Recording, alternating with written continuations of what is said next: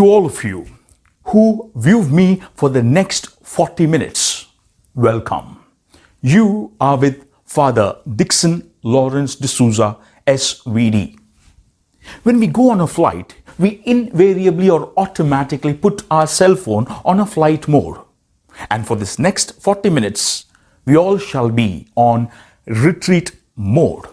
I am not here to say, oh, for the next 40 minutes, I will change your life. Sorry, I cannot.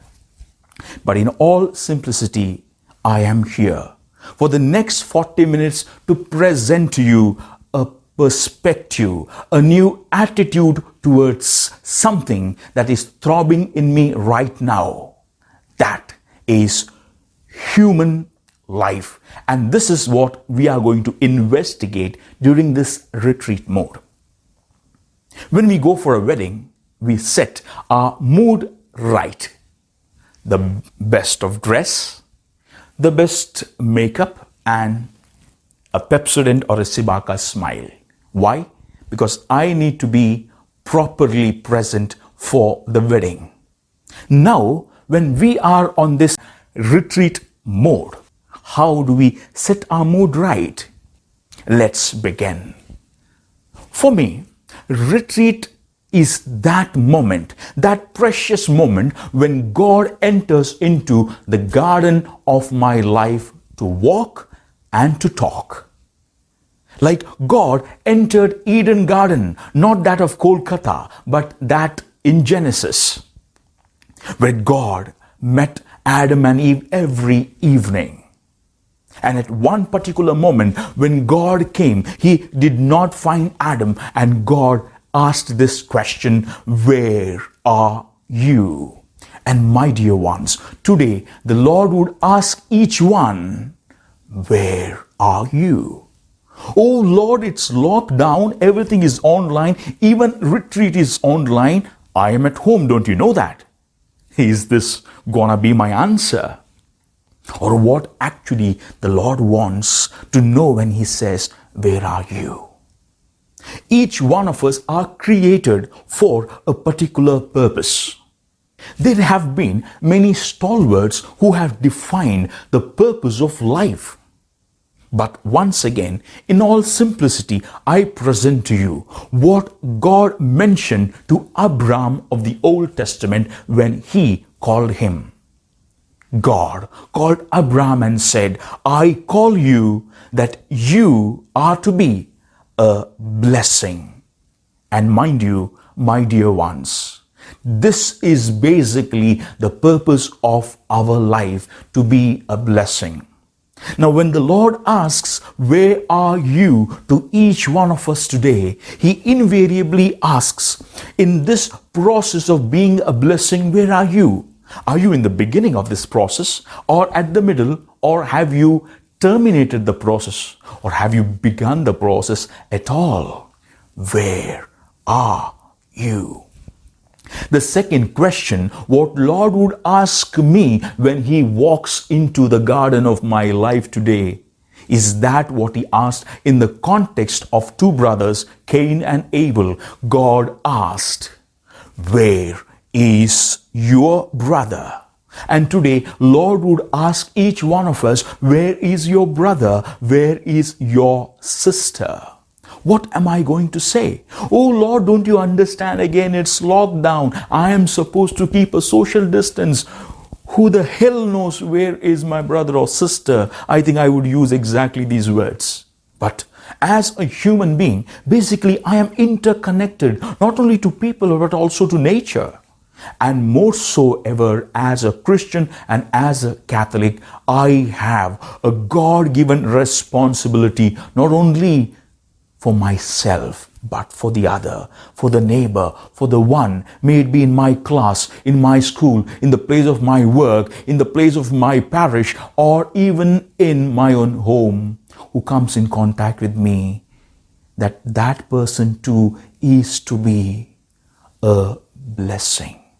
Have I done my responsibility? Where is your brother? Where is your sister? And the third question, what the Lord asks me at this retreat mode is That question, what he asked Hagar, the slave girl of Sarah, the wife of Abraham. Now Sarah began to nag and irritate Hagar, to pester Hagar, and that's why Hagar runs away from the home of Sarah and Abraham. On the way, God meets Hagar and asks her a question. Hagar, where have you come from and unto where are you going? If the Lord asks me this question today, my dear one, where have you come from and where are you going? What would be my answer? Oh Lord, I came from Attur, I am going to Puttur. Or I came from Ujjodi, I go to Bajjodi. Or, oh Lord, don't you get in your head, it's locked down, I'm going nowhere. Is this gonna be my answer? What does the Lord want to know when He asks me this question? Where have you come from?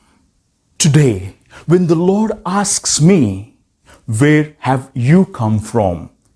He invariably wants me to investigate my rootedness, to go back to my roots. Being a human being with life, my rootedness is in sacredness of life that has dignity and respect, because it is God who gave this life. This life is not an amalgamation or a fusion of atoms or molecules or paints or mortar or iron or steel. It is just a magnanimous gift of that God who loves me. That means, in this rootedness of sacredness of life, I am called to regard the other with the same dignity and respect. And I am not here to play God and to do whatever I want with this life. Secondly, as a relational being, I have threefold rootedness. First, by being baptized in the name of the Trinity, my rootedness is in the Holy Trinity.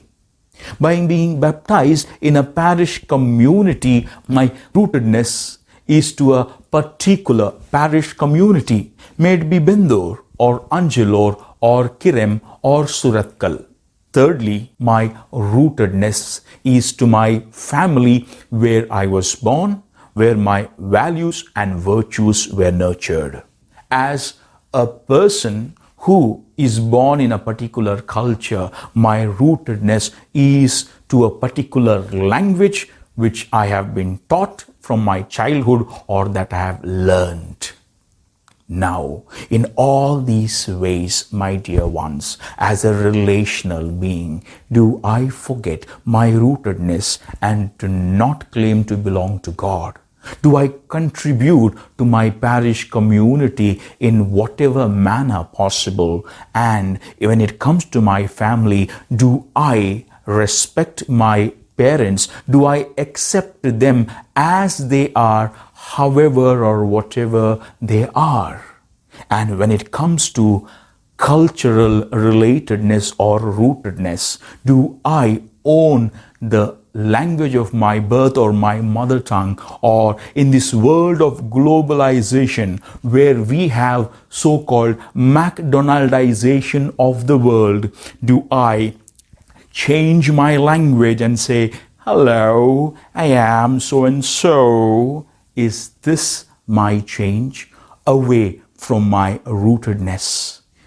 Where have you come from? And the second part, unto where are you going? Each one of us, by called to be a blessing, are called to reach our final goal, our final home, that's heaven. Have I forgotten that I am supposed to go to heaven one day? Do I live as if this world is my permanent place? And am I busy hoarding and amassing things and keeping and acting as if I am here forever? My dear ones, these three questions basically set ourselves to this retreat mode. Where are you? Where is your brother? Where is your sister? Where have you come from? And unto where are you going? Having understood this, we are now in this retreat mode, and 10 minutes have passed. We have 30 minutes to go. So, without much ado, let's get started and moving. The question again is, what is human life about which we would be investigating for these 30 minutes? What is it? There have been several biblicists, theologians, existentialists, and those great stalwarts who, using various jargons and definitions, have expressed what human life is all about. But I follow Jesus' approach. And what was that? Jesus' teaching method was one of simplicity. And what did he do? To the farmers, he spoke about seed, field, ground. To the fishermen, he spoke about boat, fish, net, sea, waves. Why? Because that is their language they would understand. Let me not put anything that would go either above the head or from here out. Let me be practical and simple to you. Let me take you to cemetery, the most silent place in the world, isn't it? And in the cemetery, let's see a tomb of a loved one, where after writing the name, what is written is the date of birth and the date of death, right? And in between the date of birth and date of death is a small hyphen or a dash. According to me, this small dash is human life in between the date of birth and the date of death. Now, look at the date of birth so big, date of death so big, a small dash. And this small dash, which is life for us, for some it is easy, for others it is difficult. For some it is a challenge, for others it is a piece of cake. Some accept it, some reject it. Some take it as a curse, some take it as a blessing. How have you taken this small dash or hyphen called human life? And now, what is written on the epitaph of the tomb is not about the date of birth or date of death. What is written is how well this small dash was lived by a person. At this time, I remember someone sharing this joke to me. It so happened there was a person. His name was Mr. Fantastic. And this Mr. Fantastic, some years before he died, he did ask, or he did tell his wife, "Look, my dear darling, when I die, do not write my name on the tomb. I do not want that." And few years ago, Mr. Fantastic dies. And what happens? Knowing that the husband has said not to write the name, there on the epitaph of the tomb, wife engraves, "Here within the tomb sleeps a man who never slept all his life, but worked authentically and was prudent. He was a faithful husband. He was a prudent father. He loved all of us well, and we are happy and fine now and forever." And whenever any passers-by would come and read this on the tomb, finally would say, "Oh, that's fantastic." So let's see how fantastic is this small dash called human life that's throbbing within me. Having said that, let's move ahead in order to investigate much more about the various intricacies of human life. Once again, with that same Jesus approach of simplicity. When we open our televisions today, what happens is that we see a lot of reality shows going on. India's Super Dancer, India's Got Talent, America's Got Talent, Australia's Got Talent. And apart from all these, there is also one, Master Chef. And today, human life is nothing but a life at the Master Chef. How? Let me tell you. In order to get into this Master Chef competition or reality show, so that after a few months you can win a fortune and you can create your own identity as a chef, the primary thing is they are not directly taken into a Master Chef kitchen. In a separate place, they are to face the judges, preparing something which they can. Remember, we were all preparing ourselves, joining cell to cell, what happened was the development of our human body in the womb of a mother. There was a time when we were pushed by a mother into the external world of challenges, away from the cozy world of this womb. That was challenging, both for the mother and for the child, for the child did not know what was happening. The child was born, held upside down, and given a beating, and the child cried. You cried. That was challenging, but you went through because you wanted to live. That's what happens in MasterChef kitchen in the first stage. And the one who passes this is given an apron with the name. And we all, when we came into this world, we were given an apron and a name. We bear today a specific name, maybe Dixon, maybe Delia, and the name as a Catholic or a Christian belonging to a particular family, belonging to a particular church community or an institute. That is the basic apron which I wear today. Have you forgotten that you are wearing the apron of your name, your identity, that of your family and that of your institute? We need to remember. Secondly, one of the main things that is present in a MasterChef kitchen is a clock ticking every time. Every time there is a task, there is a challenge, the clock ticks, and one moment the clock stops and the judges say, time is up. From the time I was born, the clock of my human life has been ticking, and even now when 35 minutes are remaining, the clock is still tick tock, tick tock, tick tock, and that would not stop. My talk would stop. And one day this clock would stop, we know. Though we can't see a clock in a place, we know that it has started, and at one day called death, it would stop. That's our human life. Now in the MasterChef kitchen, there is a full-fledged, fully equipped and furnished MasterChef pantry where every ingredient required to prepare the best of recipes is there. And for that too, a time is given when the participants should rush to the pantry and get what they want. In our life too, with these talents, with these abilities, capabilities, the Lord has given me everything that is needed to make the dish of my life fantastic. But there is a time, and especially for students, the time when a person is in an institute. For those under formation, those who are in years of formation, is the best time where we can equip ourselves with all those ingredients to prepare the best dish called human life. But there is a time, and sometimes what happens, participants forget to get some of the main ingredients required, and that's the mistake what we do, because we think we have enough time, and that is devil's workshop. In a MasterChef kitchen, there are judges. Can you ever think a MasterChef competition without judges?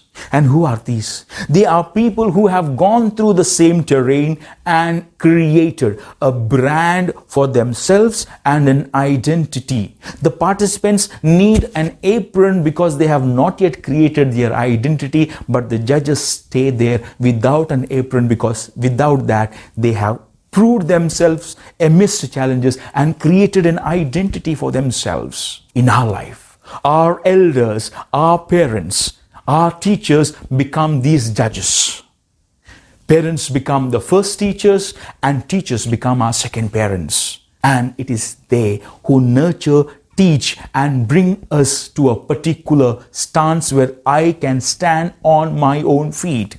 But do I remember all the good things that my parents, my teachers have done? Or do I only remember those hurtful comments that are given by them? If participants only concentrate on ill comments that are given by these judges, would they win the MasterChef title? No. They ought to take each of these things really serious, so that they can improve upon and prove themselves to be chefs with identity. But in our lives, we sometimes look down upon our parents and teachers who correct us and help us to be who or what we are today. Thirdly, there are participants. Think of a master chef kitchen with only one participant. It is humbug, isn't it? There are participants. And similarly, in our human life or in the master chef of human life, we have so many fellow beings. Sometimes we have to cook our dish all alone, and sometimes there are teamworks. And in MasterChef Kitchen, we have seen sometimes teamwork is just like a fiery furnace, because from everybody's mouth, what comes out is fire. Am I ready for teamwork in life? Or am I just a one-man or a one-woman show all the time? We as Catholics are interdependent beings. We have a responsibility towards the other. And in this kitchen, sometimes there are so-called as mystery box challenges, where the contestants who are there have a mystery box. They don't know what is in it. And mind you, our life is full of surprises, because we believe that our God is a God of surprises. But are we open for surprises? The participants at the MasterChef Kitchen, they say, oh, they are frightened. We do not know what is in it. And in life also, we also say the same. We do not know what is in this. We are frightened. We are afraid. But some of them have a fear of failure, and others are disappointed when they see a mystery box. Why? Because that is not what they thought should go. Because people today think what I plan should go likewise, not otherwise. But remember, the one who wins a mystery box challenge gets an edge over other participants. He may get something more. In our life too, when I face any mystery, any challenges, if I do my best and win over, I get an edge over others, and that is where I make myself a brand. And finally, when we have prepared the dish in the MasterChef Kitchen, not only the food needs to be tasty, it has to be presented well, it has to be defined well, it has to taste well as those judges wish to, because they are clear how it should be: crunchy or smooth, red or white, creamy or juicy, nutty or cracking. They know it. Now, have I defined this dish called human life with my best efforts, trying to define everything that I do in a proper manner? Sometimes I do things, but I have no words to express. May it be good or bad, may it be a mistake or an appreciation, we fall short of words and we get mistaken. Sometimes we think we can do ourselves whatever we can with our own strength and put everything and cook. Finally, it is like Gordon Ramsay just throwing off the plate in the dustbin and saying, "You are a misfortune to this MasterChef Kitchen." What about my human life? Finally, there is only one winner, and he or she is the winner who defines the dish well, presents the dish well, whose dish tastes well, who has gone through the mystery box challenge, the teamwork challenge, the culinary art challenge, the pastry and cake making challenge, and finally proved that I have now created myself as a brand and a new identity. Let's move out of the MasterChef Kitchen and go into the Holy Scripture, Bible. Many of us use this expression, "Oh, I feel J," right? I am here to present you 5 J's of the Bible. First J, Jonah. Jonah, a prophet of the Old Testament, was asked by God to go to Nineveh. In Jonah's life, 2 things are prominent. First, fear of failure. Today, more so than ever before, this thunder called as fear has struck many lives, and that's why, because of fear of failure, People do not live with enthusiasm, and life is no more an adventure. It is just become a cozy, comfortable timetable. Second aspect of the life of Jonah is quick disappointment. When Jonah was asked to go to Nineveh, he was disappointed because he knew how hard-hearted the people were. Secondly, on a particular place where Jonah sat, a creeper grew by itself very quickly and gave him shade. But at a particular time, worms attacked this creeper and it died away. When this creeper died away, he was totally disappointed again. Today, coronavirus is not the one which has devastated human life, my dear ones. The main virus that has devastated human life is this disappointment in everything, because things are not happening as I wish. And today, people all over the world, you, me, everybody is disappointed because things did not happen as I planned. And finally, the third thing is quick conclusion. Jonah quickly concluded when Lord called that those people are hard-hearted, they won't change. But he did not make efforts before. Or he did not think that I can make efforts still and win over them. And many a times, I conclude that that person is like this person is like this, and I have not made any effort verbally or by means of my actions to convince somebody or to create something new. The second J is Job. Job was not only the king of good times, but he was the king of bad times too.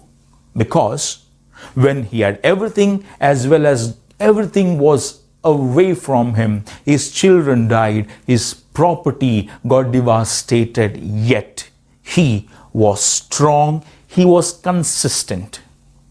How consistent am I?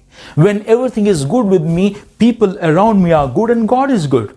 But when things are going on bad with me, I am still good, but God is bad, people around me are bad. Do I change? Am I not consistent? Second aspect of Job. Job was a person who did not fall a prey to peer pressure. He had 3 friends who pressurized him when he was in bad time. Please curse God. He has taken away everything from you, yet you are faithful to him. Even his wife said the same, but he did not heed to peer pressure. What about us? Peer pressure is the third thing which devastates our life. When I claim that I have an identity, do I really need to listen to somebody else because that person wants? Don't I use my gray chamber in order to make a decision in life?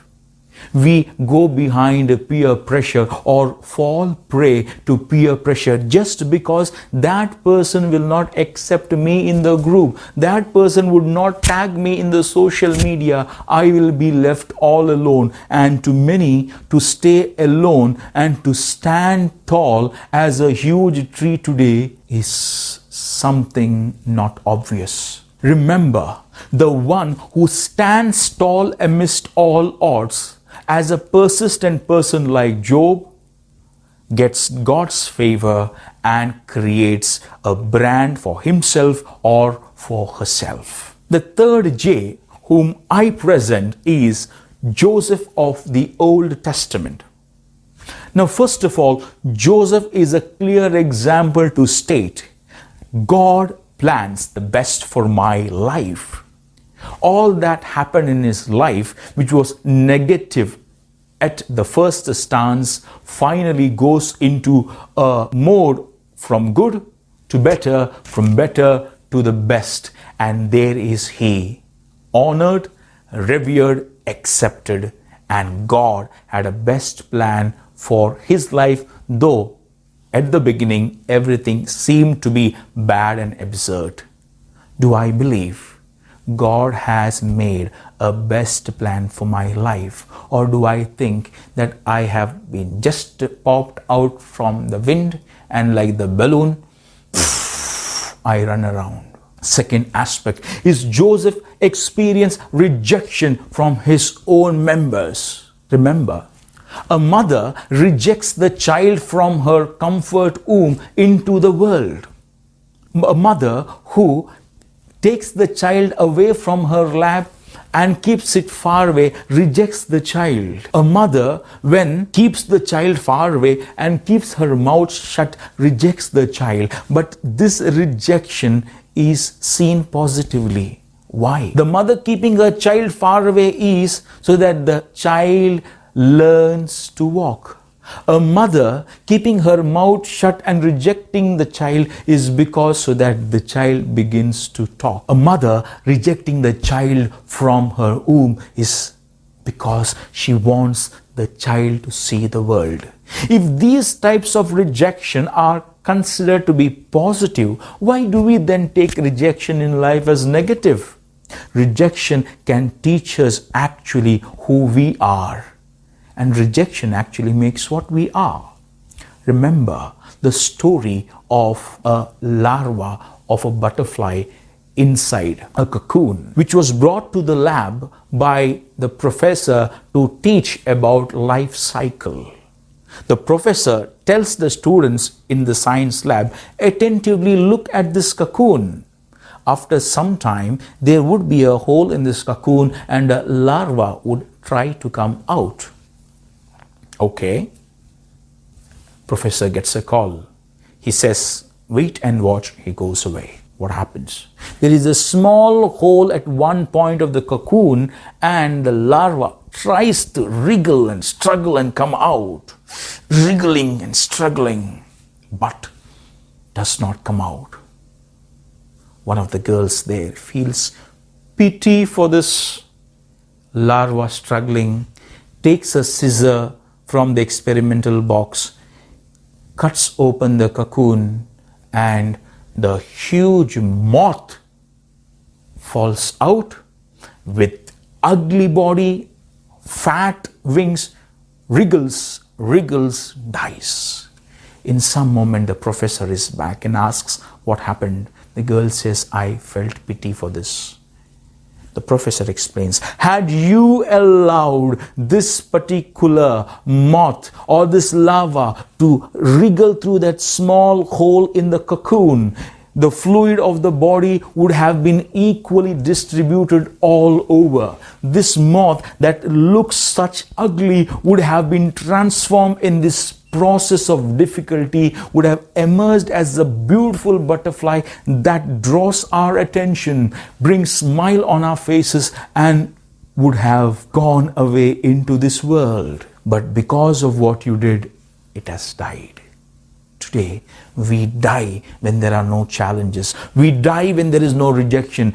This is the moment where we are called to prove when we are rejected, especially by our very own. The third thing of Joseph is this: when his loved ones came back asking for his help, though they did not know who Joseph was, Joseph knew them well. He did not take revenge. He could have, but he took this as an opportunity to repay back with love and compassion. Mind you, my dear ones, many a times when those people who have hurt me come back to me for some help, do I treat them with love and respect, or do I act as they did by rejecting them? Finally, Joseph, though he was a slave of Potiphar, yet internally he was not a slave at all. Though he served in Potiphar's house, later was in prison again, what he did was out of true freedom. He dreamt dreams, and when he had an opportunity to tell the dreams to Pharaoh, he clearly stated it without changing, without hiding out of fear. No. Secondly, when Potiphar's wife found that Joseph was very handsome, she wanted to sleep with him. And she also caught hold of his garments, but he was internally free, and that's why he left his garments and ran away. He was not slave to any allurement of the flesh, nor to gaining name or fame. My dear ones, have I become a slave today? Externally today I am not a slave, but internally Yes, I am.